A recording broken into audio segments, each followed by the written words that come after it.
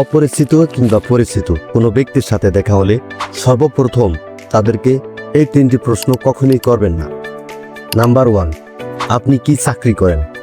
সাধারণত মানুষকে সে কি করে এই বিষয়টি জিজ্ঞাসা করলে ওই মানুষটি বিব্রত বোধ করে।